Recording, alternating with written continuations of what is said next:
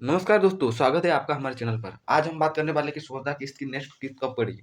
ये बता दें कि आज रजिस्ट्रेशन आपने कर दिया होगा जो कि नए बेनिफिशियरी हैं, तो भी आपका पड़ेगा। इसके लिए कोई भी आप चिंता मत कीजिए। आप यदि पुराने हैं तो अब आपका किस्त ज़रूर आएगा।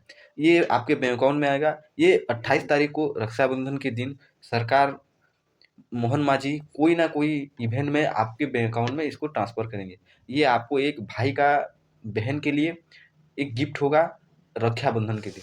और ये मोहन चरण मांझी इसको बहुत ही अच्छी तरह से जानते हैं, इसलिए उन्होंने उस दिन को उन्होंने जॉइन किया है और आपका पैसा 5,000 रुपए 28 तारीख को किसी भी वक़्त आ जाएगा।